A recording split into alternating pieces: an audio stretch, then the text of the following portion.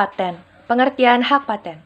Berdasarkan Undang-Undang Nomor 14 Tahun 2001, paten adalah hak eksklusif yang diberikan oleh negara kepada investor atas hasil invensinya di bidang teknologi, yang untuk selama waktu tertentu melaksanakan sendiri invensinya tersebut atau memberikan persetujuannya kepada pihak lain untuk melaksanakannya. Berdasarkan Pasal 1 Undang-Undang Paten, paten adalah hak khusus yang diberikan negara kepada penemu atas hasil penemuannya di bidang teknologi, untuk selama waktu tertentu melaksanakan sendiri penemuannya tersebut atau memberikan persetujuan kepada orang lain untuk melaksanakannya. Secara singkat, paten adalah hak eksklusif investor atas invensi di bidang teknologi untuk selama waktu tertentu melaksanakan sendiri atau memberikan persetujuan kepada pihak lain untuk melaksanakan invensinya. Lalu bagaimana dengan pemberian hak paten? Pemberian hak paten. Paten diberikan dalam ruang lingkup bidang teknologi, yaitu ilmu pengetahuan yang diterapkan dalam proses industri. Di samping paten dikenal pula paten sederhana atau utility models yang hampir sama dengan paten tetapi memiliki syarat-syarat perlindungan yang lebih sederhana. Paten dan paten sederhana di Indonesia diatur dalam Undang-Undang Paten atau UUP. Paten hanya diberikan negara kepada penemu yang telah menemukan suatu penemuan baru di bidang teknologi. Yang dimaksud dengan penemuan adalah kegiatan pemecahan masalah tertentu di bidang teknologi yang berupa proses, hasil produksi, penyempurnaan dan pengembangan proses, penyempurnaan dan pengembangan hasil produksi. Dasar hukum yang mengatur hak paten. Yang pertama adalah Undang-Undang Nomor 6 Tahun 1989 tentang paten.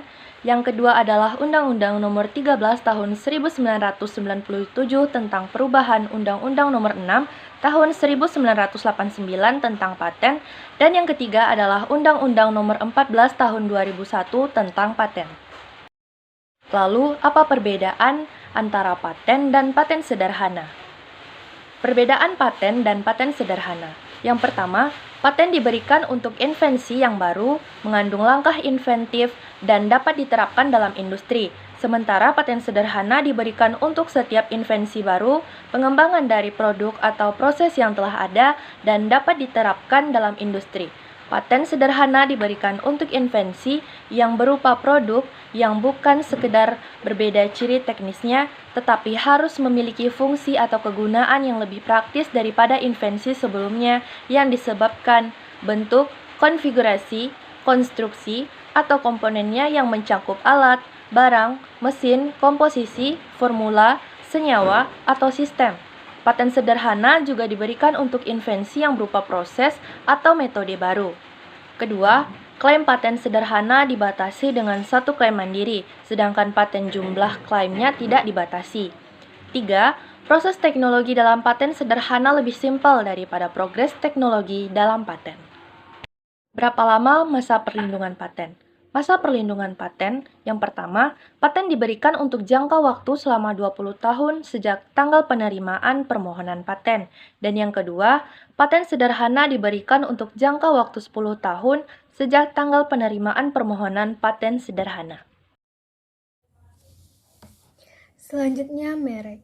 Berdasarkan Undang-Undang Nomor 15 Tahun 2001, merek adalah tanda yang berupa gambar, nama, kata, huruf-huruf, angka-angka, susunan warna, atau kombinasi dari unsur-unsur tersebut yang memiliki daya pembeda dan digunakan dalam kegiatan perdagangan barang atau jasa. Merek juga merupakan tanda yang digunakan untuk membedakan produk, barang, atau jasa tertentu dengan yang lainnya dan merangka memperlancar perdagangan, menjaga kualitas, dan melindungi produsen dan konsumen.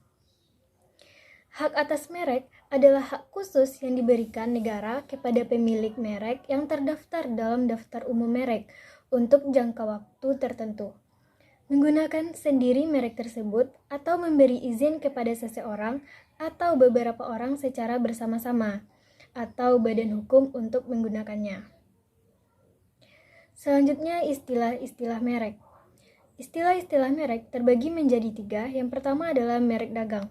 Merek dagang adalah merek yang digunakan pada barang yang diperdagangkan oleh seseorang atau beberapa orang secara bersama-sama, atau badan hukum untuk membedakan dengan barang-barang sejenis lainnya. Contoh dari merek dagang adalah seperti Aqua, LG, Apple, dan Indomie. Selanjutnya merek jasa, yaitu merek yang digunakan pada jasa yang diperdagangkan oleh seseorang atau beberapa orang secara bersama-sama atau badan hukum untuk membedakan dengan jasa-jasa sejenis lainnya. Contoh dari merek jasa yaitu seperti KFC, McDonald's, dan juga Smart Hotel. Selanjutnya merek kolektif adalah merek yang digunakan pada barang atau jasa dengan karakteristik yang sama yang diperdagangkan oleh beberapa orang atau badan hukum secara bersama-sama untuk membedakan dengan barang atau jasa sejenis lainnya. Contoh dari merek kolektif yaitu Lukba dan Genteng Godeon. Selanjutnya jangka waktu perlindungan hak merek. Perlindungan hukum diberikan kepada merek terdaftar untuk jangka waktu 10 tahun sejak tanggal penerimaan dan dapat diperpanjang. Permohonan perpanjangan diajukan secara tertulis oleh pemilik merek atau kuasanya dalam jangka waktu 12 bulan sebelum berakhirnya jangka waktu perlindungan bagi merek terdaftar tersebut. Permohonan perpanjangan disetujui apabila merek yang bersangkutan masih digunakan pada barang atau jasa sebagaimana disebut dalam sertifikat merek tersebut, dan barang atau jasa sebagaimana dimaksud di atas masih diproduksi dan diperdagangkan. Selanjutnya penghapusan. Penghapusan pendaftaran merek dari daftar umum merek dapat dilakukan atas prakarsa Direktorat Jenderal atau berdasarkan permohonan pemilik merek yang bersangkutan. Penghapusan pendaftaran merek atas prakarsa Direktorat Jenderal dapat dilakukan jika merek tidak digunakan selama 3 tahun berturut-turut dalam perdagangan barang atau jasa sejak tanggal pendaftaran atau pemakaian terakhir, kecuali apabila ada alasan yang dapat diterima oleh Direktorat Jenderal. Kedua, merek digunakan untuk jenis barang atau jasa yang tidak sesuai dengan jenis barang atau jasa yang dimohonkan pendaftaran, termasuk pemakaian merek yang tidak sesuai dengan merek yang didaftar. Permohonan penghapusan pendaftaran merek oleh pemilik merek atau kuasanya, baik sebagian atau seluruh jenis barang dan jasa, diajukan kepada Direktorat Jenderal. Selanjutnya penyelesaian sengketa gugatan terhadap merek.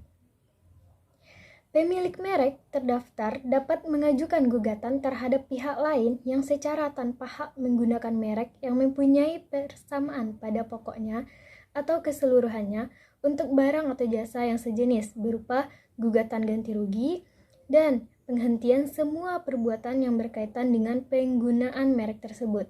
Gugatan terhadap merek dapat diajukan ke pengadilan niaga. Materi selanjutnya yang akan kita bahas yaitu mengenai kasus-kasus dari hak paten dan hak merek. Yang pertama yaitu kasus dari hak paten. Contoh yang kami ambil yaitu kasus dari Apple dan Samsung. Jadi pada tahun 2011, Apple mengajukan tuntutan hukum terhadap Samsung menyatakan bahwa beberapa perangkat Samsung, terutama seri Galaxy, melanggar beberapa hak paten yang dimiliki oleh Apple. Beberapa klaim melibatkan desain fisik, antar muka pengguna, dan ikon aplikasi yang menurut Apple dilanggar oleh produk Samsung. Nah, dari permasalahan ini ada penyelesaian, yaitu Apple mengajukan tuntutan hukum di berbagai negara, termasuk Amerika Serikat, Jerman, dan Australia. Samsung juga mengajukan kontra tuntutan mengklaim bahwa beberapa teknologi yang digunakan oleh Apple juga melanggar hak paten mereka. Serangkaian putusan pengadilan di berbagai negara memberikan hasil yang beragam. Beberapa pengadilan memutuskan bahwa Samsung melanggar hak paten Apple, sementara di tempat lain keputusannya berpihak pada Samsung.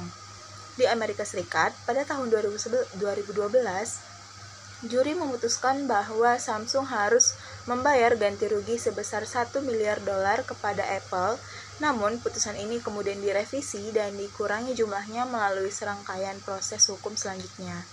Nah, jadi pada tahun 2014, Apple dan Samsung sepakat untuk mengakhiri semua tuntutan hukum di luar Amerika Serikat. Meskipun kedua perusahaan terus bersaing di pasar, mereka mencapai kesepakatan di beberapa negara untuk mengakhiri sengketa paten yang berfokus pada inovasi produk masing-masing. Setelah mencapai kesepakatan damai, Apple dan Samsung setuju untuk mengakhiri beberapa tuntutan hukum dan menandatangani perjanjian lisensi lintas paten. Perjanjian ini memungkinkan keduanya menggunakan teknologi satu sama lain dengan membayar royalti, menciptakan kerjasama dan menguntungkan kedua belah pihak.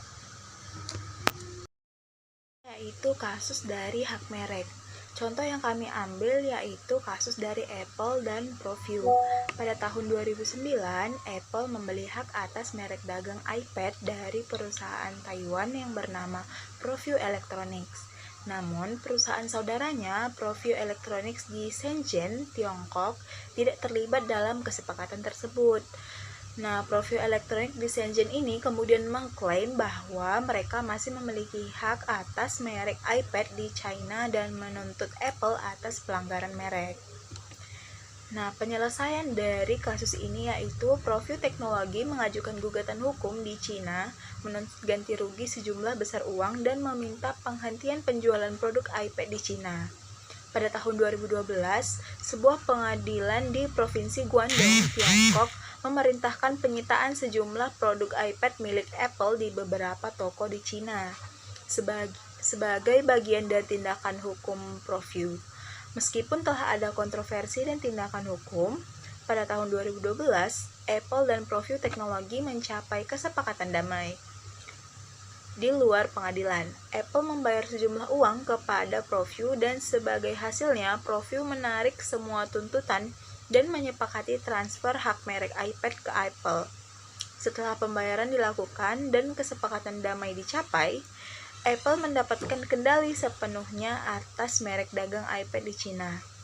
ProView Teknologi menghadapi kesulitan keuangan dan mengalami beberapa perubahan bisnis setelah kasus ini. Sekian yang dapat kami sampaikan. Apabila ada kesalahan kata atau pengucapan, mohon dimaafkan. Sekian dan terima kasih.